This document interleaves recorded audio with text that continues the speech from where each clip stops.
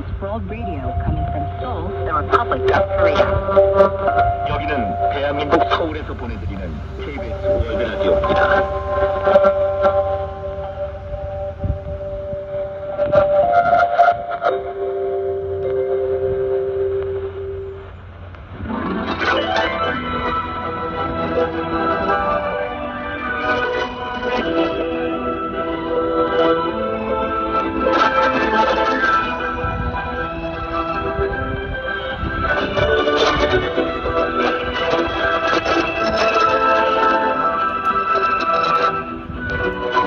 KBS World Radio, the overseas service of the Korean Broadcasting System, coming to you from Seoul, the capital of the Republic of Korea.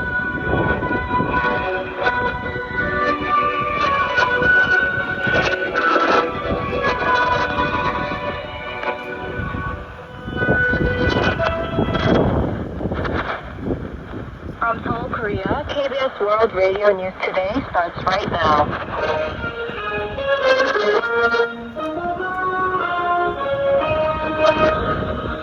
On today's broadcast, President Moon Jae-in instructs related ministries to prepare for the implementation of existing inter-Korean agreements, starting with the feasible parts.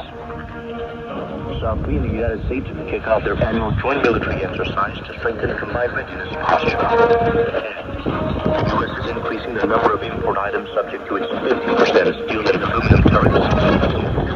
Base tariff burden for South Korean businesses. This is KBS World Radio News.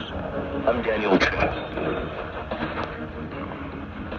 President Moon Jae-in has instructed related ministries to prepare for the implementation of the existing inter-Korean agreements, starting with the feasible part. The President issued the order on Monday in his opening remarks for a cabinet meeting as the nation begins a 4-day civil defense drill. In the cabinet meeting, he also reiterated that winning without fighting is better than winning through combat, saying the safest nation is one where there is no need to fight. The instructions came after he said in his Liberation Day speech that his government will respect existing inter-Korean agreements and take gradual, proactive steps to restore the September 19, 2018 military agreement to prevent accidental clashes and to build military trust between the two Koreas. He also said in the speech that his government will respect the North's current system. It will not pursue any form of unification by absorption. South Korea and the United States kicked off their annual joint military exercise on Monday to strengthen their combined readiness posture. The Unity Freedom Shield exercise will be held from Monday through August 28th, involving some 18,000 troops from South Korea. The Allies plan to carry out a simulation-based command post exercise as well as field training exercises, but this year's event has been adjusted, with about 20 of the 40 field drills postponed to next month.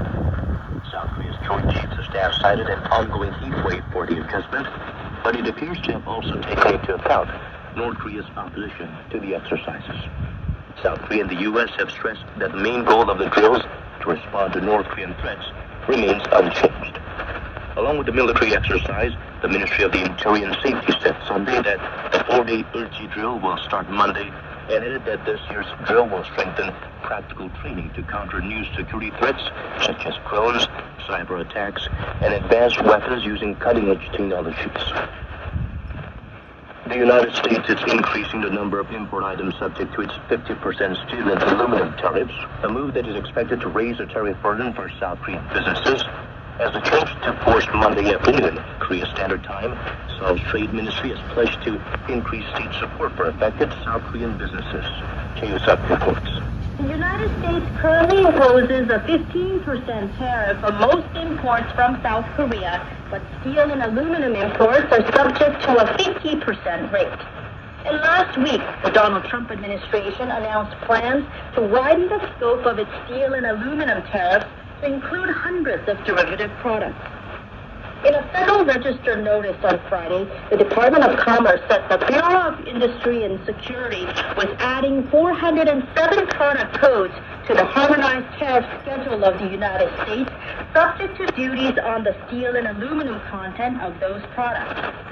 The number of products affected by the change surpasses 1,000 in total.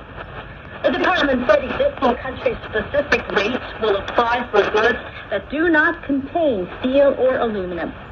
This means if an auto part is 50% steel, half its price will be subject to the 50% rate, while the 15% rate applies to the other half. The South Korean government reportedly tried to convince Washington that the country's products do not threaten U.S. national security, but the Trump administration pushed ahead with the additions to reflect demand from American industries. Seoul's Trade Ministry, meanwhile, has pledged to increase state support for affected South Korean businesses, such as by expanding administrative assistance for content verification and certification of a product's origin. Jason, KBS World Radio News. More than 10,000 citizens have filed a lawsuit against former President Yoon Suk-yeol and his wife Kim Jong-hee, seeking compensation for the mental suffering they experienced when Yoon put the country under martial law in December. Kim Jong-hee, a lawyer from the law firm Hoyim, said he filed the suit with the Seoul Central District Court on Monday morning on behalf of 11,000 citizens seeking 100,000 won or $72 per person. The lawyer said in the complaint that Yoon's martial law action was a deliberate, illegal infringement on the people's fundamental rights that went beyond mere dereliction of duty, arguing that he must be held liable. The complaint asserted that Kim was a co-perpetrator, having provided the core motivation for the martial law decree and actively participated in its execution. It added that martial law was declared solely to avoid judicial pressure on Kim to block the passage of a bill requiring a special counsel investigation into allegations against her. The special counsel team investigating former First Lady Kim Jong-hee has asked the People Power Party to cooperate in verifying whether Unification Church members joined the party. Investigators presented a search warrant at the PPP Secretary General's office in the National Assembly on Monday, seeking to compare the church's membership list with the party's rolls. This follows a previous attempt on Wednesday last week at the PPP headquarters, which was blocked by party officials. The investigation focuses on allegations that Unification Church figures sought to enlist members en masse to influence the PPP leadership election in March 2023, allegedly in support of lawmaker Kwon Sung-dong, as well as last year's general election. The special counsel says it needs to review party membership records from December 2021 to April 2023, and has already secured a list of 1 million Unification Church members in a raid last month. The main opposition People Power Party has condemned the recent attempt by Special Counsel Min Jung-gi's team to raid its headquarters and vowed to block any future efforts at all costs. The Special Counsel team sought to seize the party's membership list last week as part of its investigation into bribery allegations involving former First Lady Kim Jong-hee. The party denounced the demand as tantamount to treating all members as criminals, calling it an act of political suppression that violates human rights. Meanwhile, the ruling Democratic Party has renewed calls for the immediate dismissal of Kim Young-suk, head of the Independence Hall of Korea, who stirred controversy on Liberation Day by saying Korea's liberation was a gift won through the Allies' victory. President Lee Jae-myung's approval rating has fallen for 2 straight weeks to the lowest point since he took office in June. In a survey of 2,003 adults nationwide conducted by a Worldometer from Monday to Thursday last week, 51.1% of respondents said he is doing a good job, down 5.4 percentage points from the previous week. Another 44.5% said he is performing poorly, while 4.5% were unsure. The pollster attributed this decline to controversies over Lee's special pardons and the government's tax reform plan, which could tighten capital gains tax rules for large shareholders. In a separate survey centering on political parties, the ruling Democratic Party's approval rating saw a sharp drop of 8.5 percentage points to 39.9%, falling below 40% for the first time in 7 months. The opposition People Power Party's approval rating rose 6.4 percentage points to 36.7%. A survey on the president's performance, commissioned by the Energy Business newspaper, had a confidence level of 95% with a margin of error of plus or minus 2.2 percentage points, while the poll on political parties had a confidence level of 95% with a margin of error of plus or minus 3.1 percentage points.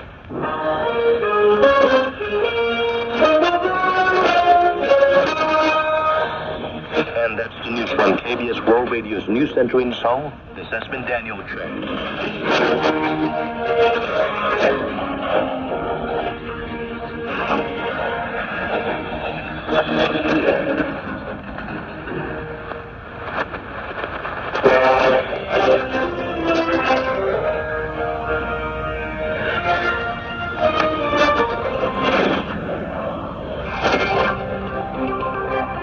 Monday, the 18th of August, and welcome to Korea 24. I'm your host, Han Jang-woo. South Korea and the US have begun their annual joint military drills as President Lee Jae-myung continues a peace overtures to Pyongyang, calling for the revival of past inter-Korean agreements. We'll have more details in news briefing shortly.